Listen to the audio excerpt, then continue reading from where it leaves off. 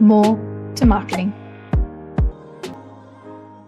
Welcome to More to Marketing, the podcast that explores marketing, product, and everything business. I'm your host today, Susan, and we're going to be talking about what it really takes to reposition a heritage brand, but without losing its core identity. I'm very excited today to have a personal friend and someone I've worked with in the past come on, Toni Briggs-Brown. She is the re-founder and creative lead of an iconic Australian furniture brand called T.H. Brown, one of Australia's oldest design houses. If you haven't seen it, you must check it out. Everything will be in the show notes. After more than 30 years working across marketing, business management, and brand building, Toni chose to revive this family mid-century furniture label and turn it into a modern, global, recognized Australian brand. But she didn't just stop there.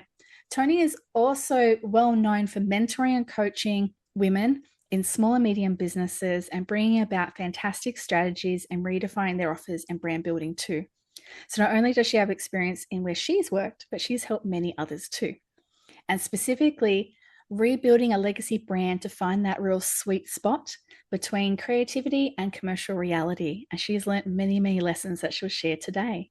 So welcome, Toni. Hello, how are you? At last, again, I know. we get to work together.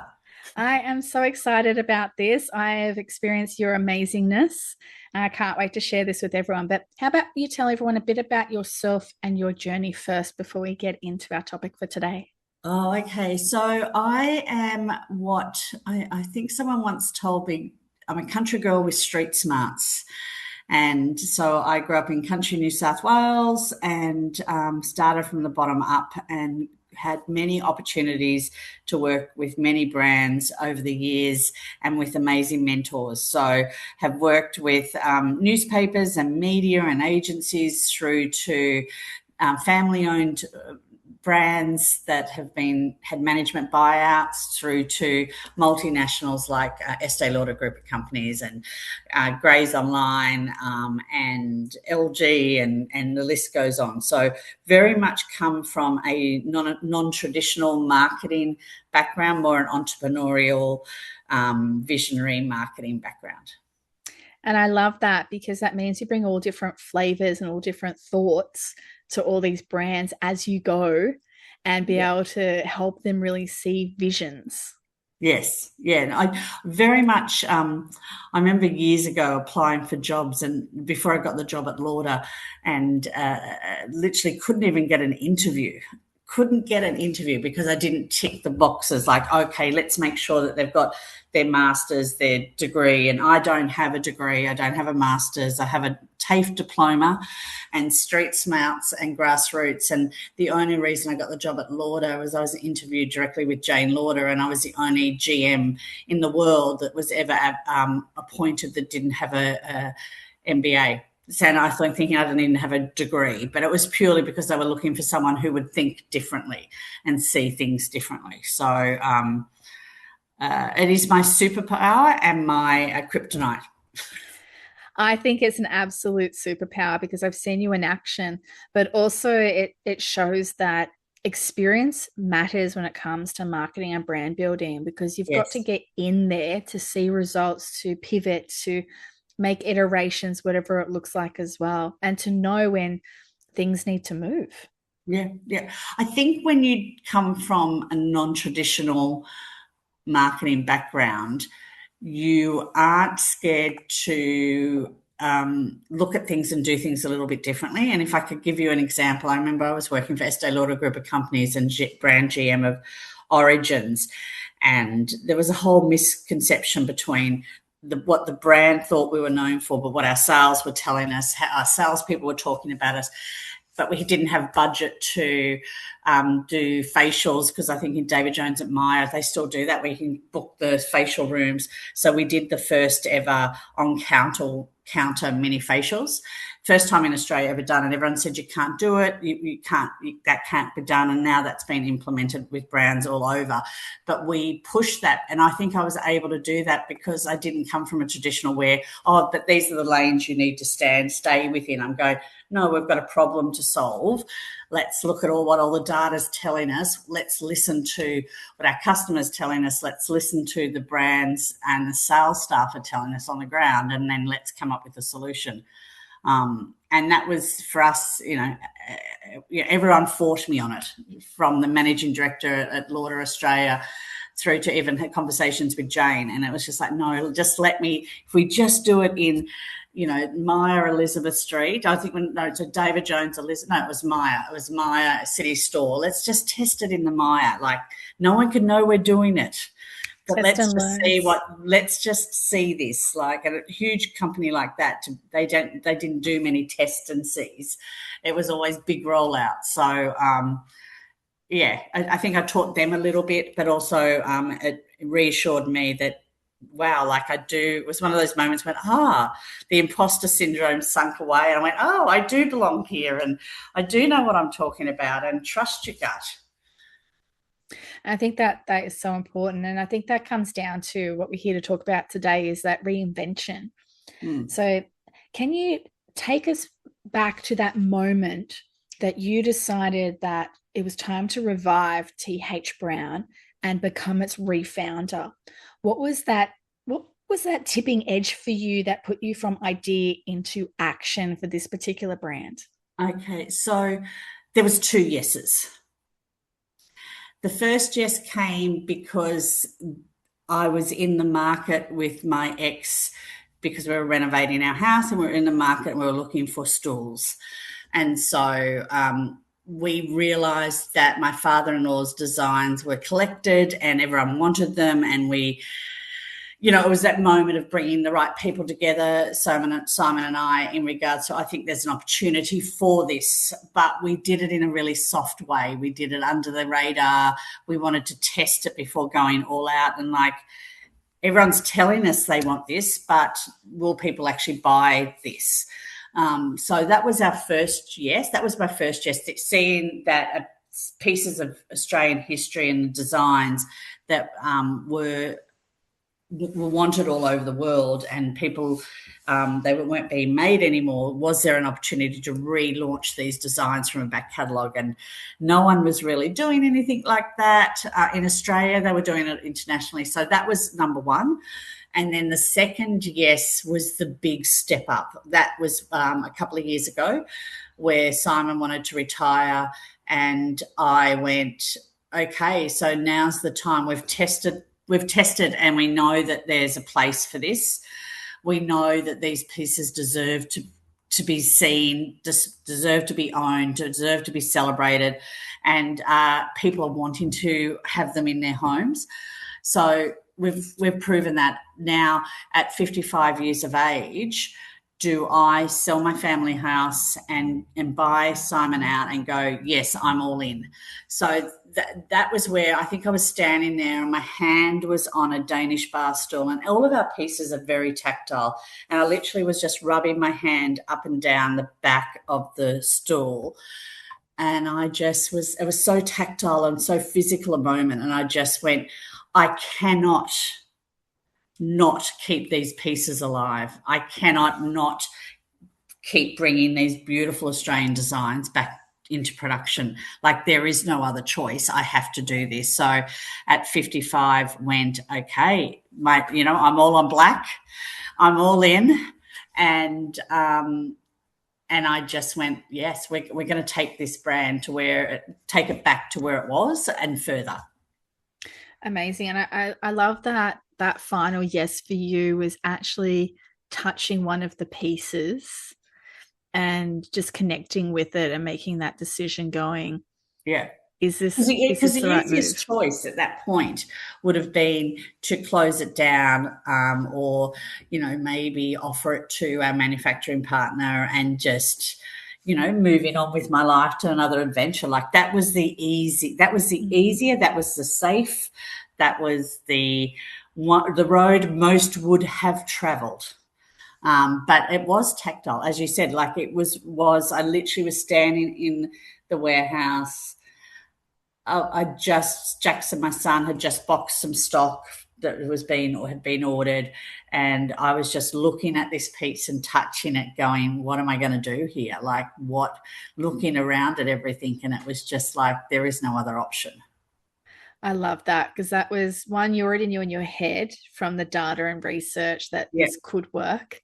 But two, it was the heart going, let's do this together, head yeah. and heart, let's make that decision, let's go for it.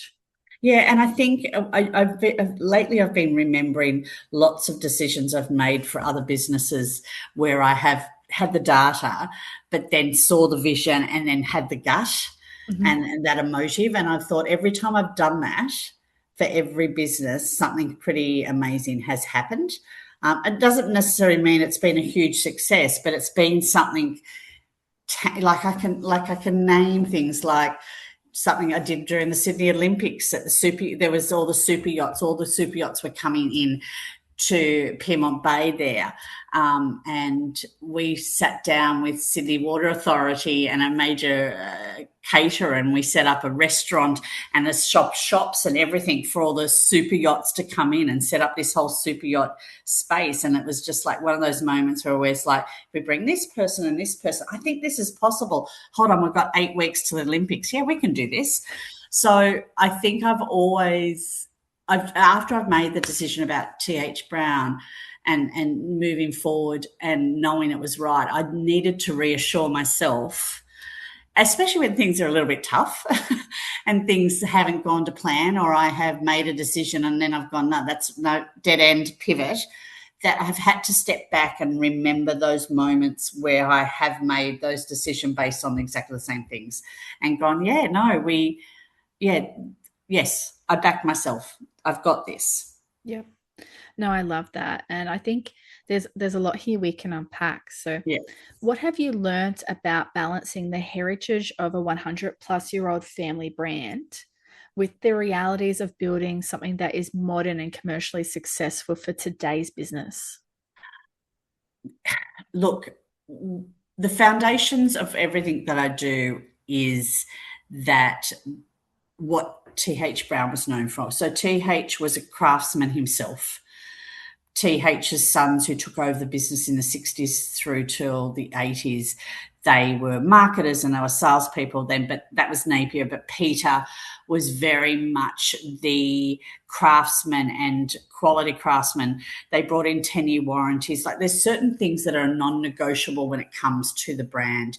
When we're reissuing a piece and making a decision on that piece, it has to follow those like we have to decide, like, can we deliver this piece to the same standard that we have been known for? So that is very much, it's all about our craftsmanship, our quality craftsmanship, and great design and that form and function. So from a product perspective, which bleeds into all of our marketing, of course, it's that. But the future, it's very much about how do we take that narrative and that story into the future. And one of the things that we've really honed into is the storytelling. And that's what's really beautiful about these pieces, is that we get phone calls all the time from people who had these pieces, their grandmother, their mother, their auntie, but then we're having conversations with people who ring and go, we just discovered you and this is my story. And what we've realised about a heritage piece is it's about the space that you design to live in and about how those pieces become part of your story. So that is where we have leapfrogged from the heritage to where we're taking the brand from a marketing perspective. It's about the storytelling. And so one of the things that we're doing to celebrate 115 years, which we're in at the moment, is I'm going to 50 homes across the country and we are doing interviews with the people that have purchased our pieces and find out their stories. It's called In Residence. And it is amazing, like the people that we are meeting, the homes that they have built, the spaces they have curated. And this is not where we're going in there and it's like Bell or Architectural Digest or in Project, where the local project where you've got into stylists that come in and do the shoot. This is very real. This is going into people's homes and shooting their homes, how they live and the way that they live. And that is how we're doing it a little bit differently. Like, we understand that these pieces have generational and quality craftsmanship, but where our point of difference in the market is these iconic designs, it's really around the storytelling. Mm. And I love that piece about generational. It's not just generational as in a heritage brand, it's generational as if the use of it by people that they remember grandma had it, or they might have even fought over it to see what relative gets to keep it and have that piece for their next generation of family too. These are every single piece is serial numbered, so they come with a number. Every piece is certificate of authenticity. There is. I was speaking to someone the other day, and they were saying, I was about to buy 3 of the vintage pieces, but I realised they were 70 years old. Or 65, whatever I think it was 60 or 70 years old, and they still are fantastic. But I want these for the next 2 generations, whereas this has already gone for 2 or 3 generations. So that's, that the vintage pieces probably got another 20, they will have a lot more time, but, they will eventually wear out. But luckily now people can buy spare parts from us. But it is very much generational pieces. We talk to people and they talk about the kids have bags these, or I already know that this, I've got to buy another piece because I want another child. Or we had this amazing story where this gentleman, Andrew, his parents died when he was in his early 20s, and the only thing he really got from them was a couple of pieces of furniture, and one of them was a T.H. Brown Rondo coffee table. And so when he moved into his last home and it had the space, he literally went, oh, well, I've got to get stools. I'm going to get TH. Like, I'm going to have, this is going to be, I've got this piece and that I grew up with. It was my mum and dad's. And now I've got these pieces that I've bought now and that are current. And it was pretty amazing. Like, I feel very honoured when I talk to people.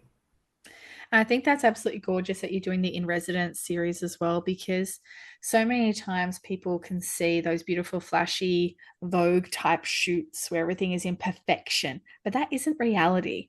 People will have kids climbing over things, cats jumping on it, all different. Hey, I had to throw my coffee mug on it without a coaster. Oh my God. But where's my coasters? Things like that happen in real life. Yeah. So it's great that you're able to celebrate that and showcase that too as part of your storytelling.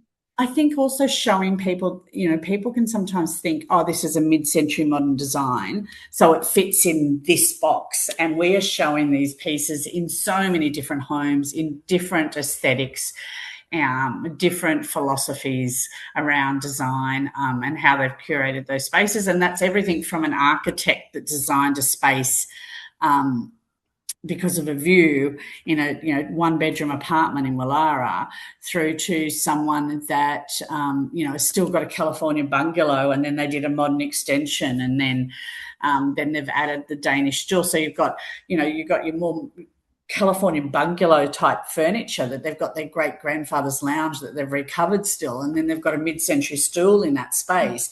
And if you'd said that to someone who's not an interior designer, who, of course, they understand this, but to just the general public, they would go, oh, that doesn't fit. And I think that's our job in regard to inspiring people to trust their emotions when it comes to choosing a piece, to believe in what they feel comfortable in their space and curate a space that they want for themselves. And I think that's what this In Residence project will do for us. It really tells our story, but it also hopefully will inspire others to curate their spaces to make them feel their best selves.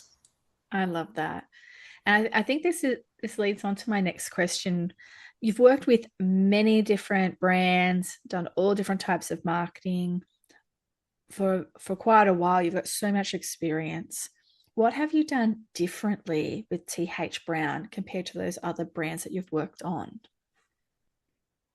I think two things before I answer that question that's changed that COVID. And also online shopping. There's two things that really changed my direction and how I've done. And I've worked for online brands a lot, but I think during COVID that changed so much, especially for a furniture brand. So when we first started the brand, it was very PR, magazines, traditional. Then as we were coming out of COVID, it became very digital background because our channels changed. So our channel to market really, really changed a lot during COVID, where we were predominantly stockists, then trade, so interior designers, and then online, and now it's gone online, wholesale, so stockists, and then trade. So what we had to do had to change. So we've spent a lot more money in digital, and it's really an interesting space for furniture with a high average order value when to do all your activity. So our path to purchase is like up to 6 months. Sometimes it's a month because someone's looking for a coffee table, they're searching, they're trying to find the right one. You have those tiny percentage, and that's where search becomes really, really important, and SEO and now GEO. But we spent a lot of money in Meta. We're pivoting a little bit away from that because we've realised Meta for us is, so Meta, Pinterest is sort of top of funnel.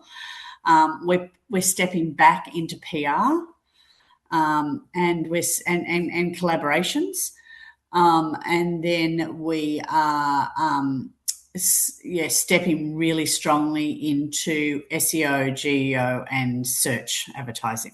So it's what I've realised is the old days where you would do your above the line, which was, you do your out of home, you do your radio, you do your TV, you do your press, you do printing, you had your mix, you understood what each did. What happens now, the path, the person, or the funnel isn't the funnel anymore. And people are being touched by multiple touch points. People are inspired differently. And for our pieces, it's an investment for a lot of people, for not everyone, depending on our customer avatar that we're talking to. But we need to understand that they need to understand the value of that, what they're buying.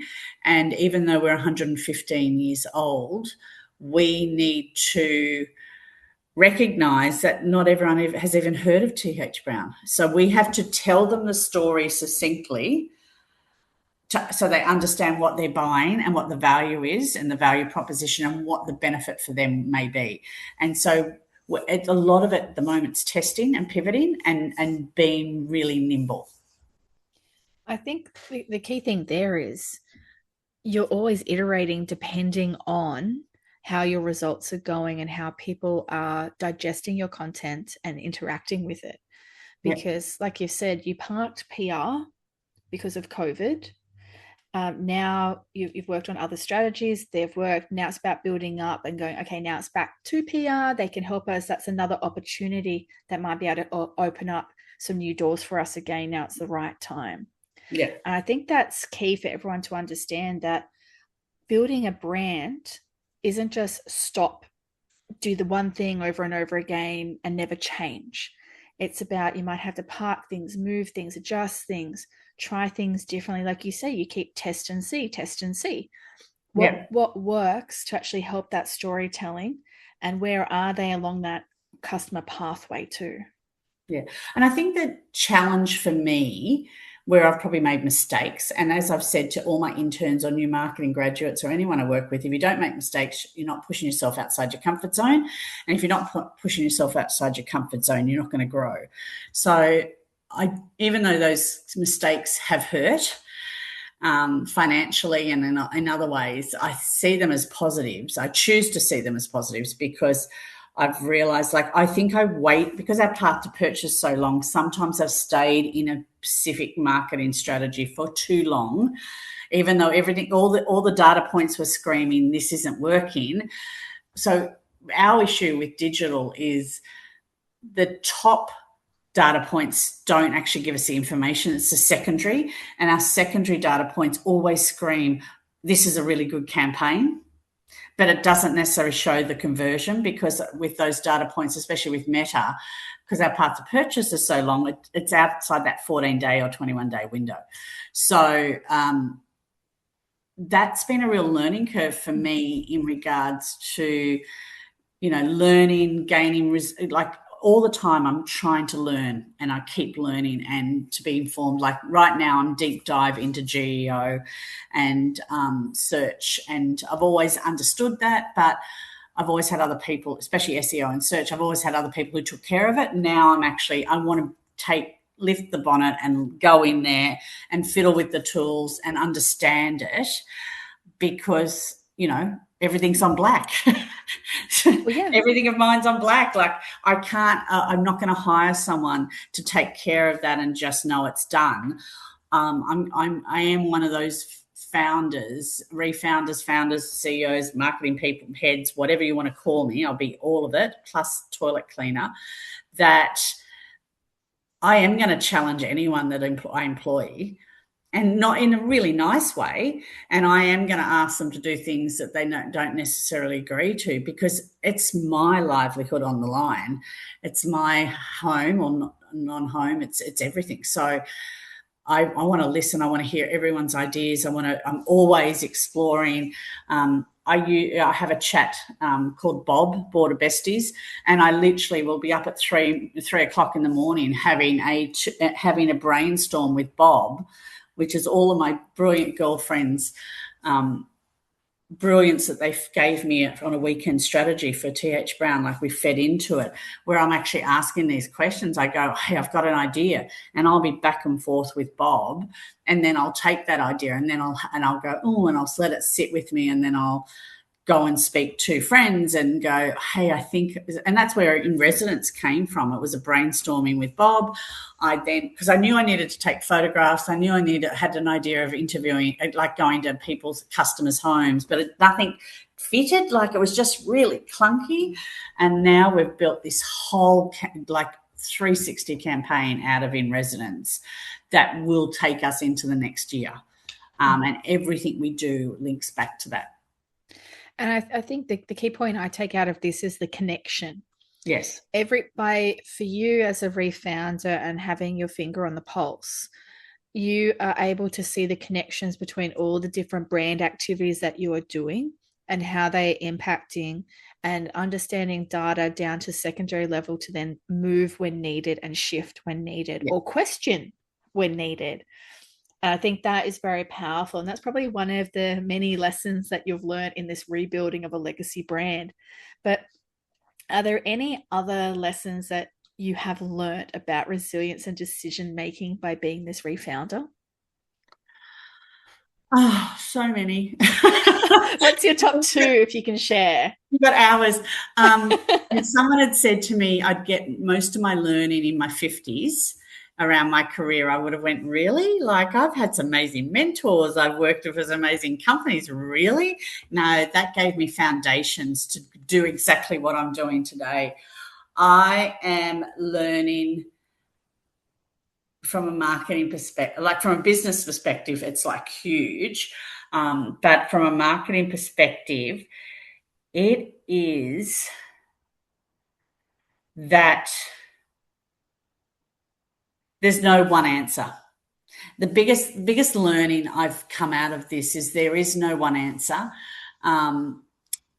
That my competitors are not my competitors. We're all in the same boat. So if everyone raises, we raise together. So one of the things I've really learned in the old school would have been, like there's certain brands out there in the market that would be perceived as like Jardin, Rachel Donnath, Ellison Studios, different brands out there that would be seen as our competitor. And I've actually built relationships with them and their founders. And I've also got a mentor, like a group of women who own furniture brands that we meet once a month and have conversations. And we're not in direct competition. Our customers don't buy from each other. But what I've learned is that you can help and support others while still actually rising yourself. And I think that has been the most beautiful outcome of my learnings around from a marketing perspective, because and then you realize everyone is doing exactly the same thing as you. You think that other people have got it, and they seem, and and you sit there and go, why have they achieved this and you're still here? And congratulations to them. I'm really excited for them. And it's not about being on a call with them where you try to pick their brain so you can copy it, because your brand's different to theirs. But it's really about knowing that, oh, I didn't realize you tried those 7 things before this thing worked. So I think for me, it's learning that for TH Brown and its continued success and longevity and to be passed down to my son and generations to come, that I need to keep learning. I need to open myself up to build relationships with all sorts of other founders, because, I live by a saying, which I've been telling my son since he was born: you are the sum of the 5 people you spend the most time with.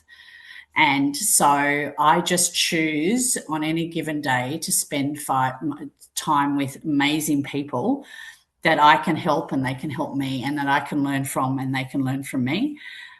So it's probably not a marketing answer. It's probably more a life answer. But these days, there's so many levers to pull from a marketing perspective, and you can become caught up in doing the gear change you're always used to. By having those conversations with brands that are similar to yours, you can both help and learn from each other. I love that, the human element. You cannot skip it, no matter what. No, that's the long. And then can I just say, I don't think that's what the answer I plan to give you.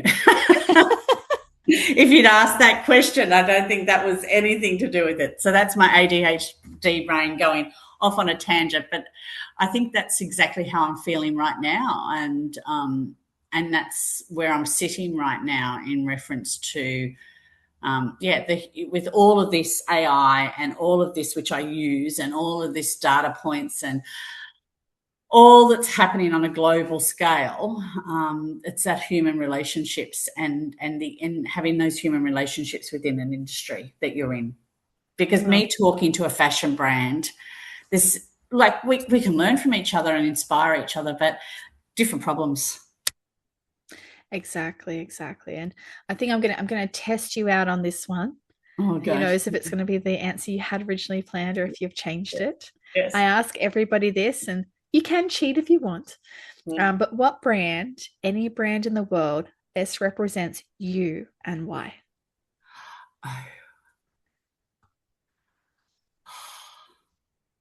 Look, I had lots of, because you did pre-warn of this question. I'll be honest to everyone. I did get pre-warning and I did come up with an answer, and I can't remember what it is. And that's because you change all the time. That's because I change and pivot all the time. And that doesn't mean there's one answer for this either. No, and I don't think there is. I think a brand that represents me, I think, is a brand that has reinvented itself and continues to reinvent themselves. So there's a lot of fashion brands out there that have, Chanel, but I don't think that's me. But if you, I probably probably Aaron Williams, purely because they're earthy, come from the country, they've reinvented themselves, that they appear when you don't expect them to.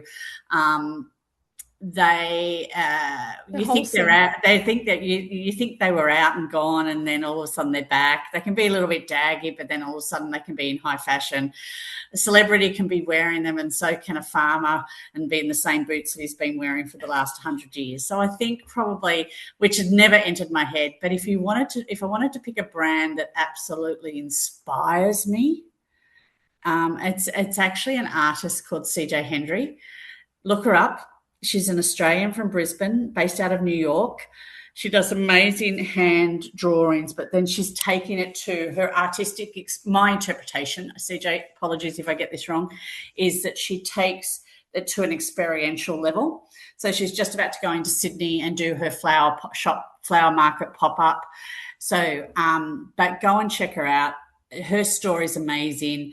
But she does these drawings that are so intricate. And I think she was found when she'd done this drawing, and Ye, who at that point was Kanye West, he actually reached out and wanted to buy one of her pieces. And from there, she just thinks outside the box, and the stuff she does is amazing. And then she's doing this stuff with flowers and ice creams that she'll do a drawing and then does a collaboration with an ice cream brand. And then she's done collaborations with Tiffany. So you can Tiffany and Co. So you can go and buy jewelry she's a creative on those pieces. But then you can go down into Sydney, I think in the next week or two, and literally buy these flowers that she's designed, which are just amazing. And they started off in New York. And so she lives in New York. But literally CJ Henry is at the moment pretty inspiring for me. And then the other person, I think, from a creative that I'm loving is Catherine Martin at the moment. I think she just keeps – she's very much a maximalist. I'm not. But what her vision and what she can bring to life is, and what she's done on a global scale as an Australian, is pretty amazing. Awesome. No, thank you so much for sharing That's all right. your inspiration, and also the one that resonates best with you at this particular moment in time, which I know will change in 10 minutes. I know. But I'll probably say I should have said this person, but I'm actually I'm really happy with Aaron Williams. I'm really happy with that. If that was just if a brand was to be me, I feel like, that feels really solid. I love that. I love that so much. Right now, I'm going to do a quick wrap up, and you can let me know if I've missed anything. Yes. So today we're talking about how do we inspire a heritage brand to come back to life and reinvent itself. And some of the fantastic things that we were told about that can be utilized for everyday type of marketing and brand activities includes doing testing. Come on, everyone. You don't have to just leave it how it is. You can do small little tests in small geos to see if they work for you. Yeah. You can look for opportunities to do this, where you then get the insights to decide what you do next. And I think that's one of the big things is, if you're looking at what do you do next, look for those opportunities, do that test, and that could be one of the yeses. And then if people are giving you feedback, that can also be part of those yeses as well, of do you move forward? Is this a step that you want to do? Is it worth going all on the black? Now, if you are in that position where you are thinking, do I do all in the black? You've got 3 key things that I think we heard about today that should be what you listen to. One's the data, all those different data points coming in. Second is your head. Is it in the game? Is it ready? Can it take this on? There's going to be a lot of change that's going to happen with this. Check your head's in the game. But the third is your heart, and that's also known as your gut. Is it telling you this is? All 3 of these have got the tick, tick, tick, because that moment is the moment you need to keep going back to reassure yourself in the future when it's tough and hard that you made that right decision. Yep. Because that moment is pivotal to remember. We heard Toni's was hers, the tactile, touching the furniture and having that moment. What was yours? Write it down. Keep a diary of it so you know to go back to that and go, I made these decisions because of this. And then you can use, again, your data, your head and heart, going, is it time to continue? And hopefully it still is for you. But always remember that moment. Now, we learned that part of making these changes, if you happen to have more of a heritage behind your brand, or even if you're doing a rebrand, is what was the foundations? What was that foundational piece that you want to keep as part of your value? Now, for TH Brown, a lot of that was because of quality craftsmanship, a great design, and also making sure it was a form for function. And that is what they continue to keep in the modern era. But of course, with modern twists with how marketing and brand storytelling is now done. And that was what were called the non-negotiables. So what are yours? If you're looking at doing a rebranding, a retelling, a re-envision of what you are and what you stand for, what are some of those core non-negotiables of those values that you want to keep. So you still have some of that continuation for the old and the new, because you don't want to lose it all. Storytelling can be your best friend. Storytelling, if you have a story that you can tell, not just yourself, but of your customers, of its usage, of how it's improved people's lives, that can be very powerful. That can be part of your marketing. That can be part of your PR, part of everything that you do. And if you do it in an authentic way, it is even more powerful. You can times that to the power of 10. And that's why TH Brown is doing In Residence as their piece, because that is where they've seen that value of the heritage, the generational, what makes it stand out. Now, I'm going to pivot right now to how marketing has changed for some heritage brands, in particular the one we spoke about today. And that was key things happening and changing in consumer world. They can change what you do with your brand and how you get the messages out. COVID was a large influence on that because, as we all know, you couldn't go out in person to be able to feel, touch a lot of these type of products. And the other is online shopping, because let's face it, it became the norm for a lot of people, particularly with everyday items that you would have gone to the shops, to bigger items as well that you needed.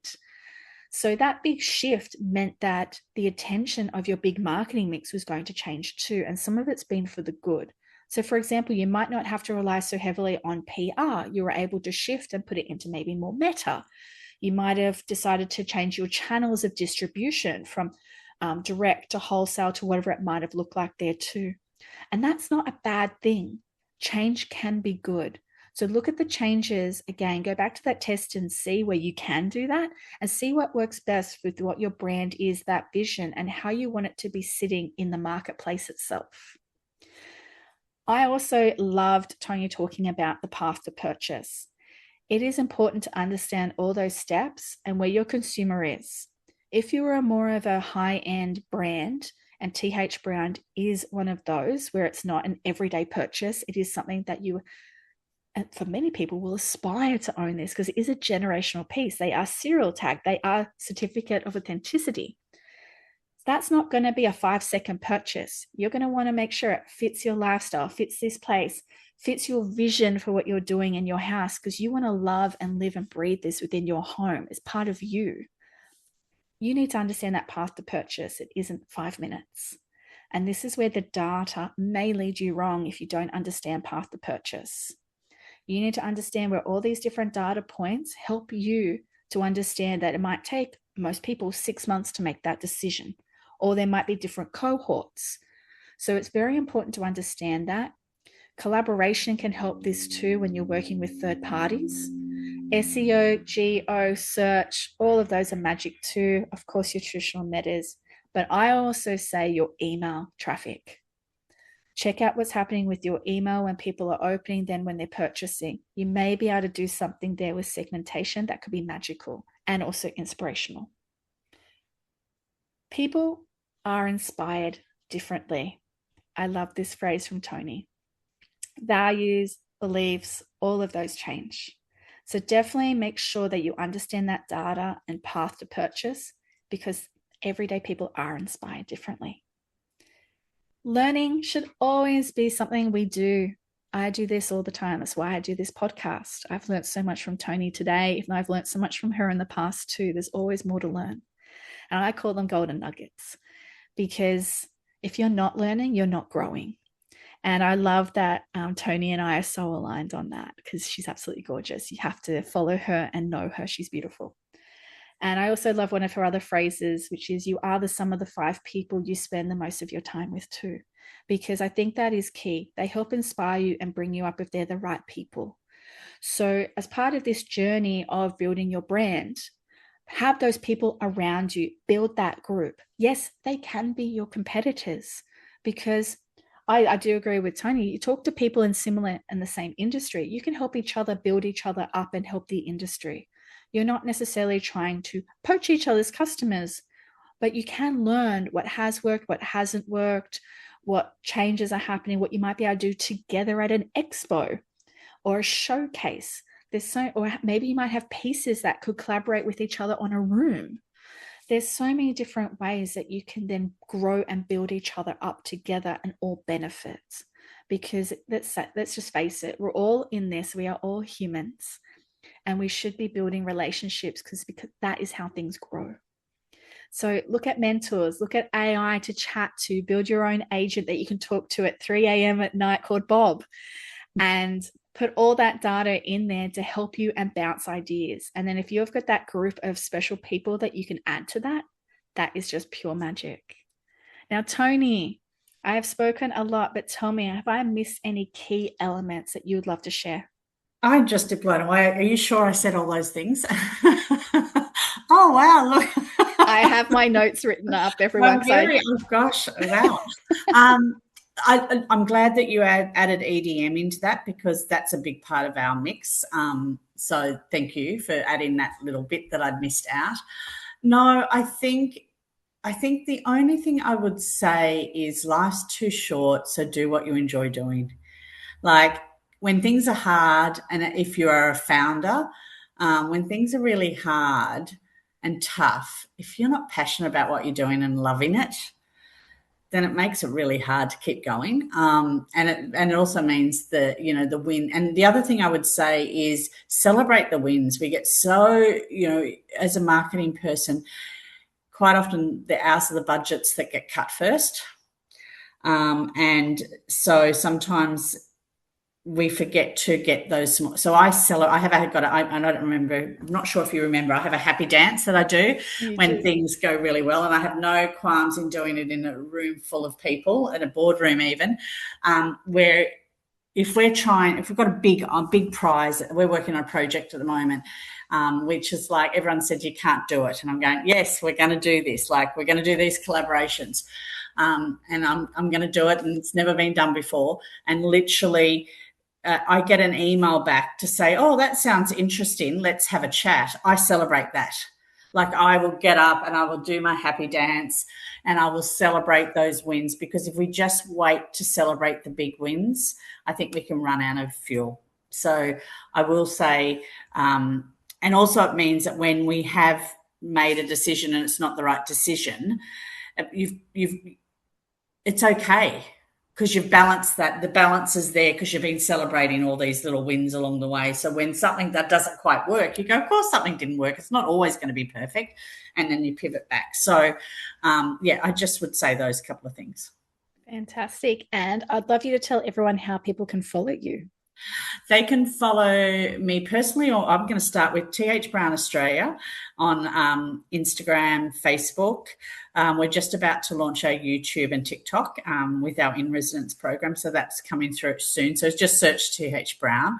Myself personally, I don't do a lot. I've got a website, Toni Briggs-Brown, that I do a little bit of coaching. I'm not doing as much these days. I don't have as much time.